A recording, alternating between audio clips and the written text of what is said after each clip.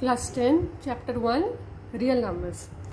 तो previous video में हमने रियल नंबर्स के बारे में थोड़ा सा बेसिक इन्फॉर्मेशन के बारे में और पढ़ा था, जो हम पहले पढ़ चुके हैं उन सब के बारे में पढ़ा था। अब हम उन सब चीज़ों के बारे में इस वीडियो में स्टार्ट करेंगे कि भाई हमारे इस चैप्टर में क्या क्या है। तो most of you might be knowing कि ये जो रियल नंबर का चैप्टर है, इसके अंदर जो पहला हमारा टॉपिक चलता है वो चलता है यूक्लिड डिवीजन लेमा, और वो इजी भी है यूक्लिड डिवीजन लेमा। लेकिन उसके पहले इसको समझना ज़रूरी है कि व्हाट इज़ लेमा। तो लेमा का बुक में या कहीं पे भी आप उसका एक मीनिंग ढूंढने जाएंगे तो उसको मिलेगा lemma is a proven statement use for proving another statement. अब इसका मतलब क्या है, बच्चे बार बार इसी में कंफ्यूज हो जाते हैं कि ये क्या चीज़ है कि a lemma is a proven statement use for proving another statement. अब इसका मतलब ये है कि कोई भी एक चीज़ को प्रूव करने के लिए उसके पहले छोटी छोटी चीज़ें प्रूव की भी लेनी पड़ती है हमको। तो वो जो पहले छोटी चीज़ें प्रूव की भी लेनी पड़ती है, दैट इज़ लेमा। जो ऑलरेडी प्रूव है, जैसे अब आप ले लो वर्ड एप्पल। एप्पल में ए को प्रूव नहीं करना पड़ता, ए एक प्रूवन स्टेटमेंट है, ठीक है। पी एक प्रूवन स्टेटमेंट है कि ये अल्फ़ाबेट्स हैं।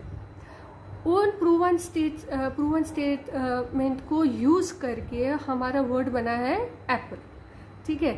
So it is the proven statement used for proving another statement, that is what is lemma, ठीक है। फिर आता है हमारा एक और word algorithm, Euclid division algorithm. अब एल्गोरिथम क्या है? डिवीजन करते हैं या मल्टीप्लिकेशन करते हैं या कुछ भी काम करते हैं तो उसके अंदर बहुत सारे स्टेप्स होते हैं, ठीक है। वो स्टेप्स एक किसी भी मेथड का करने का एक स्टेप, डिवीजन का एक स्टेप।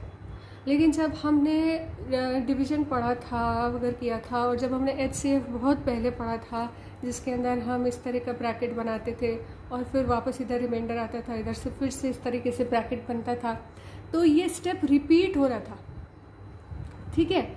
कि कोई भी एक स्टेप था वो स्टेप रिपीट हो रहा था। An algorithm is a series of well defined steps. हमेशा ये डिवीजन ही रिपीट हो रहा था, which provides the procedure for solving a type of problem. HCF find out करने के लिए जो आंसर यहाँ आता था, उसके लिए सीरीज ऑफ डिवीजन करने पड़ते थे हमको, वो स्टेप्स करने पड़ते थे। दो steps are combinedly called as algorithm, ठीक है। तो एक तो होता है थ्योरम, एक तो होता है कंडीशन, और उस कंडीशन को बार बार लगाना एक कॉमन प्रोसीजर के साथ, that is called as algorithm. तो ये है लेमा और एल्गोरिथम के बारे में। अब हम आज पढ़ते हैं हमारा यूक्लिड डिवीजन लेमा, ठीक है। तो थर्ड टॉपिक हो गया हमारा यूक्लिड डिवीजन। यूक्लिड का है यूक्लिड्स डिवीजन लेमा। अब यूक्लिड के बारे में तो हम लोगों ने 9th क्लास में पढ़ ही रखा होगा। He was the first person to put the geometry in organize form. तो ये बहुत पायनियर माने जाते हैं उसमें। यूक्लिड डिवीजन लेमा, ये यूक्लिड डिवीजन लेमा ऑल्दो तुम्हारे यहाँ क्लास में तुम 10th क्लास में पहली बार पढ़ रहे हो, लेकिन ऐसा नहीं है, ऐसा क्लास 4th में 5th में कई बार तुम लोग इस चीज़ को पढ़ चुके हो। तुम लोगों ने किस तरीके से पढ़ा है पहले उसको हम चेक करते हैं। तुम लोगों ने पढ़ा है कि जब कभी भी डिवीजन करते हैं तो you have dividend is equals to divisor into quotient plus remainder. ये चीज़ हम हमारी छोटी क्लासेस में पढ़ चुके हैं बहुत बार। तो जब टीचर बोलती थी या घर में जो कोई भी पढ़ाता था वो बोलता था कि अच्छा डिवीजन कर लिया, अब उसको वेरीफाई करो। तो वेरीफाई करने के लिए हम इस फॉर्मूले में लगाते थे कि भाई dividend is equals to divisor into quotient plus remainder. और ये ही हमारा यूक्लिड डिवीजन लेमा भी है, ठीक। तो यूक्लिड डिवीजन लेमा में हम किस तरीके से उसको स्टार्ट करेंगे, हम कहेंगे for any two given positive integers, यहाँ पे देखो पॉजिटिव इंटीजर्स कौन कौन से, a एंड b, ये दो positive integers. For any two given positive integers there exist a unique whole number, there exists a unique whole number q and r such that a is equals to bq plus r and 0 is less than equal to r is less than b। ये Euclid division lemma को थोड़ा proper way में समझाने के लिए 10th class के हिसाब से ये स्टेटमेंट लिया गया है। अब इस स्टेटमेंट को समझते हैं हम। For any two given positive integer, इसको मैंने अंडरलाइन कर दिया है, इसलिए कर दिया है कि स्टूडेंट्स पूछते हैं बार बार मैम आपने क्वेश्चन लिया उसमें 45 और 38 ले लिया, आपने क्वेश्चन लिया 115 और 320 ले लिया, अगर हमारे पास नेगेटिव इंटीजर्स आ जाते तो हम क्या करते, हम नहीं ले सकते उसको। यूक्लिड डिवीजन लेमा का फर्स्ट लाइन ही यही बोलते हैं, for any two given positive integers, हम नेगेटिव इंटीजर्स के साथ डील नहीं कर रहे हैं।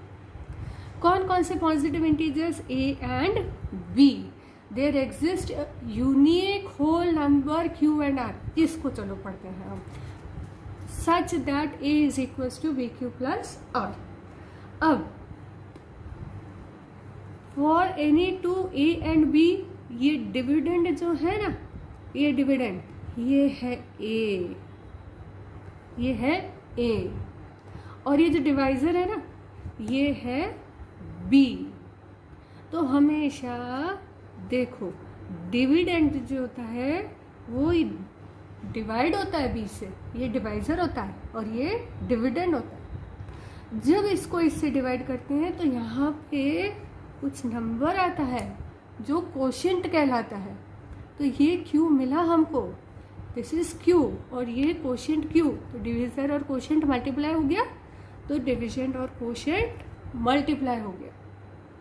जब इन दोनों को मल्टीप्लाई करते हैं तो यहाँ पर एक सर्टेन नंबर आता है जिसको सब्ट्रैक्ट करते हैं, तो यहाँ बनता है हमारा रिमाइंडर, यहाँ बनता है हमारा रिमाइंडर। तो वो रिमाइंडर देखो, ये वाला रिमाइंडर, ये रिमाइंडर इसके अंदर ऐड हो जाएगा, है ना। हमारे डिवीजन वाला सिचुएशन पूरा कि कोई नंबर a है, उसको जब b से डिवाइड किया जाता है तो मिलता है कोशेंट। इन दोनों को यहाँ पे मल्टीप्लाई करके कुछ नंबर यहाँ पर लिखते हैं, एनी नंबर, इसको सब्ट्रैक्ट करते हैं तो ये रिमाइंडर बच जाता है। तो ये बन गया a is equals to bq plus r, ये यूक्लिड डिवीजन लेमा। इसको समझो, ये बहुत इंटरेस्टिंग है। यहाँ पर ये कहते हैं 0 is less than equal to r, ये less than equal to r, less than equal to r। तो ये क्या पहली बार पढ़ रहे हो? बिल्कुल भी नहीं पढ़ रहे हो पहली बार तुम लोग, ठीक है। देखो कैसे कैसे पढ़ रखा है तुमने। जब तुमको छोटे थे और ये डिवीजन करवाया जाता था तो क्या बोला जाता था कि यहाँ पे रिमाइंडर 0 होना चाहिए। तो क्या रिमाइंडर इक्वल टू 0 है? बिल्कुल है। इसका मतलब है less than equal to, 0 is less than equal to r, तो इक्वल टू है ना, तो रिमाइंडर 0 है ना। और क्या पढ़ाया जाता था कि ये जो रिमाइंडर है ये 0 होना चाहिए और ये b से कम भी होना चाहिए, b से बड़ा नहीं हो सकता। अगर b से बड़ा है तो डिवीजन वापस चेक करो, वापस करना पड़ेगा, एक नंबर बड़ा होगा, है ना। तो ये देखो, ये रिमाइंडर जो है वो b से छोटा भी है, r इज ग्रेटर देन 0 और r is equal to 0। r कोई भी नंबर हो सकता है, 1 2 3 4 5 6, और r 0 भी हो सकता है, ठीक है। ये चीज़ समझ में आ गई। इधर यहाँ पे 0 होगा या कोई नंबर 1 2 3 4 5 होगा, लेकिन 1 2 3 4 5 में कौन सा नंबर होगा? वो नंबर हो सकता है जो b से छोटा हो, which is smaller than b। तो ये दोनों कंडीशन मिला के बनता है हमारा यूक्लिड डिवीजन लेमा। तो है तो वही हमारी चीज़ जो हम जूनियर क्लासेस में पढ़ चुके हैं, बस उसको पुटअप एक फॉर्मल तरीके से किया गया है जिसको यूक्लिड डिवीजन लेमा कहा गया है। For any two given positive integers a and b, a and b, a and b, there exist unique whole number q and r. These are the quotient and the remainder such that a is equals to b q plus r. और ये same चीज़ हम यहाँ पे division algorithm वाली भी पढ़ चुके हैं। And 0 is less than equal to r, मतलब r क्या हो सकता है 0 1 2 3 4 5 कुछ भी हो सकता है, but r should be less than b। यहाँ पे जो नंबर आया है उससे स्मॉल होना चाहिए, उससे थोड़ा सा छोटा होना चाहिए। So this is all what about the Euclid division lemma, the lemma and the algorithm. अब जब हम HCF फाइंड आउट करेंगे, जब हम HCF फाइंड आउट करेंगे तो HCF जो फाइंड आउट करते हैं हम, तो यहाँ पे कोई नंबर लेते हैं, फिर उसको फर्दर हम यहाँ पे और डिवाइड करते हैं, तो ये स्टेप चला गया, ये रिपीट हो गया स्टेप, है ना। और स्टेप का जो रिपीटेशन होता है, ये जो स्टेप्स रिपीट होता है, जिनका सीरीज ऑफ स्टेप्स चलता है, वो एल्गोरिथम होता है। So that is Euclid division algorithm. वो हम नेक्स्ट वीडियो में पढ़ेंगे। We'll use the Euclid division algorithm in the next video. This is all about Euclid division lemma. It's not new, it's not complicated, it is all what you have studied earlier. Okay, that's all here.